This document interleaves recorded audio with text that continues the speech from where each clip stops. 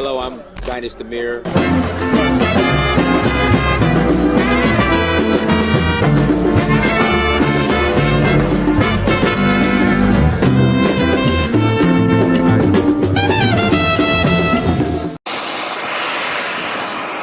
to board a flight back to Accra from Lagos.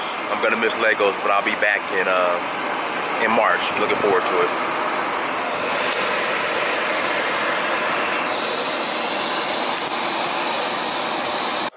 Okay, all right, cool. All right, I have a couple more questions. So next question.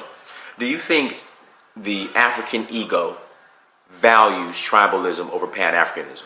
And that's what I just came to that conclusion. And how do we change that? Like you already gave some solutions, but it's still not catching. It's catching on a little bit, and I'm noticing it's catching on more from Africans who have went to either Europe or America versus the ones that are here. Exactly. So do you think just the African ego just wants tribalism over Pan-Africanism? So this is the thing. It seems like you can afford to. So like the example I gave before, you have antelope who butt heads. Right. You have zebras who fight amongst each other. It seems like you have the luxury to do that until you're surrounded by lions. Right. That's where it becomes readily evident that, you know what, perhaps I should stop kicking the zebra next to me and it should stop kicking me, and we should all run on the basis of, look, we're all zebras at the end of the day. And the reason why continental Africans start to get that black consciousness is, you know, we showed a documentary in his own home about a Ghanaian who went to University of Florida to do his PhD. He had his door kicked in, he was shot in the chest, shot in the face. Now, they didn't ask for his passport before they shot him in the chest and the face. They didn't ask him, are you Ghanaian? Are you Asante or Achim? Right. Are you Fanti or you Ga? They don't even know what that is, right? So once you understand that you're being attacked on the basis of the fact that we're all black people, then you start to understand that these teeny tiny fragments don't mean so much in the broader scheme of things if we're talking about surviving as a race. Now, when you are here, again, it seems like you have the luxury of, oh, we're Asantes and we're trying to take power, so we're going to be part of the MPP. Or we're Ga and we're trying to take power, so we're going to be part of NDC. So even if you look at the political parties, and this is in multiple African countries, it tends to be among ethnic lines. So generally speaking, people see NPP as the Akan party. Whether that's true or not, that's the perception. People see NDC as basically an amalgamation of everybody else, right? So then it becomes ethnic things are coming onto the national political scene, you know, party politics, so forth and so on. To me, the thing that really gets us out of this fragment consciousness is the understanding that we have common enemies and that nobody cares when they're bringing in Ebola, which they have a patent on, when they are bringing in AIDS, when they're bombing, when they're killing, when they're raping, when they're plundering, when they're destabilizing, when they're doing coup d'etats, when IMF and World Bank are doing structural adjustment. They're not asking what your ethnic group is as they're doing that. Right. They're saying, all you black people, we have a common policy for all you black people. So for us, it would behoove us to come up with a common policy no matter what it was. If we just said something as innocuous as we're not going to wear any clothes made by white people again.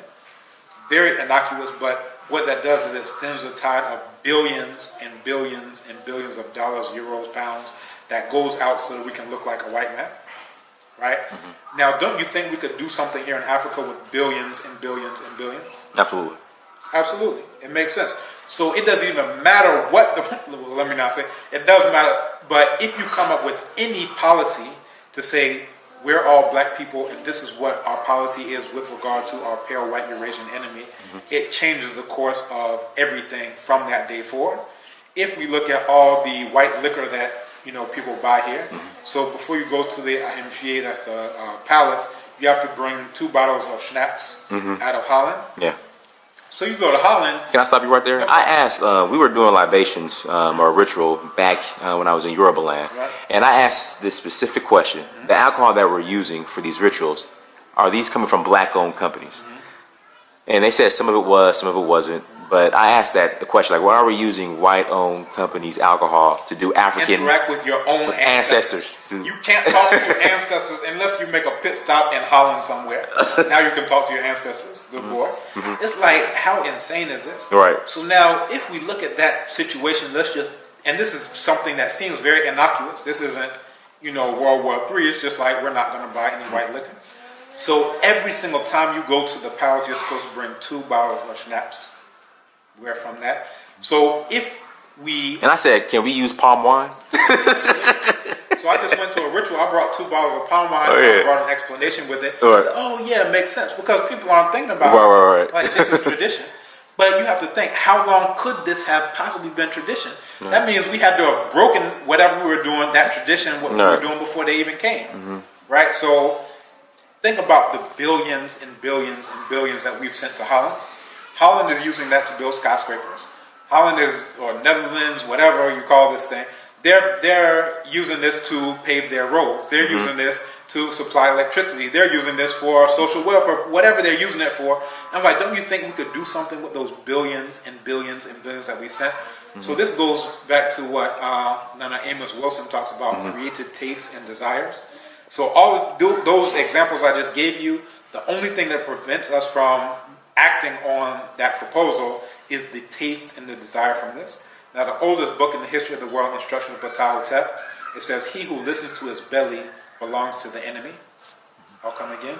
He who listens to his belly belongs to the enemy. That means if someone can create a taste in you for this particular type of thing, then they're the only ones who can fulfill that taste.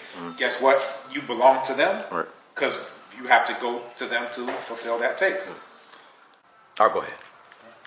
So, essentially, if you look at that same type of situation, no matter where you are, it's like Nana Thomas-Sankara said the same thing. He said, he who feeds you controls you, right? Nana Amos Wilson said the same thing in terms of created tastes and desires. So once we know this, then we can start to do better. Now, oftentimes when I have these conversations with people who are here, or even on that side, but I'll say that generally speaking, this type of conversation is more common, there in the diaspora.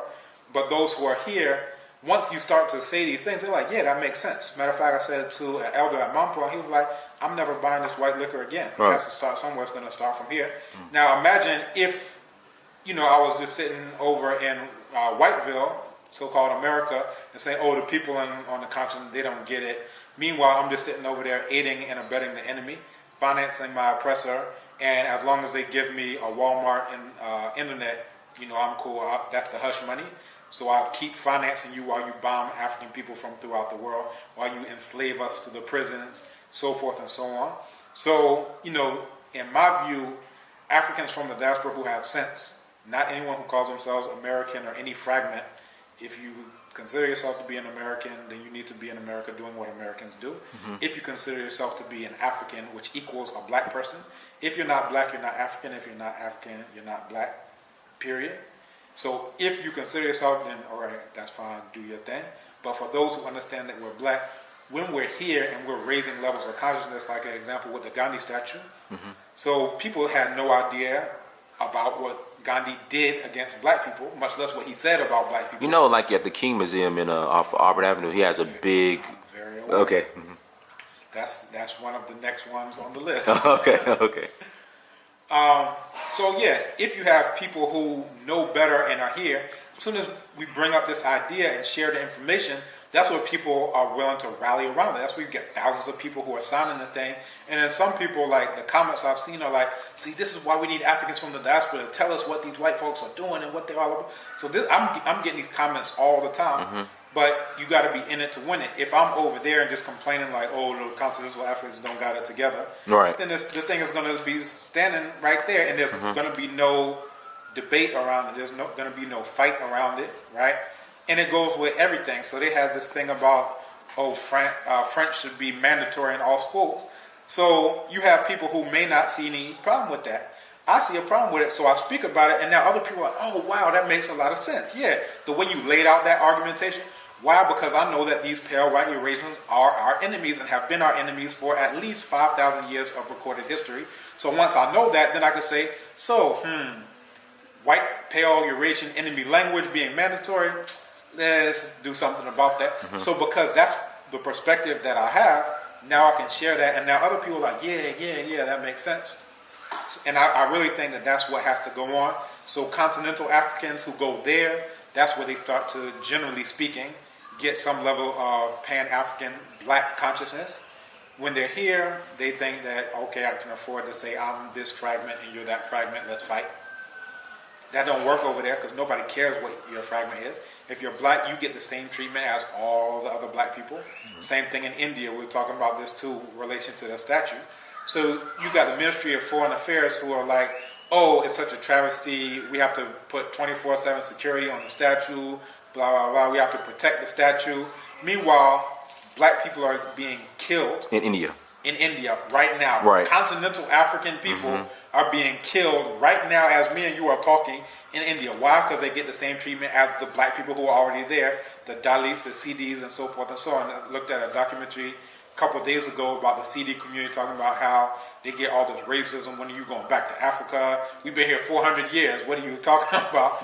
Like all these types of things.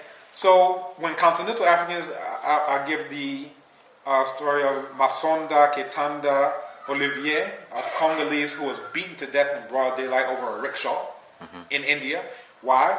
Because that's what happens to the black people who've been there for the last couple, however many untold centuries, who've been getting beaten, raped, burned alive, dismembered. So for me, I have solidarity with black people regardless of location. I'm not talking about continental Africans only or diaspora only, Eastern or Western diaspora only. We are all black people and we have common enemies. And once we understand that, then we can start behaving as though we know we have common enemies.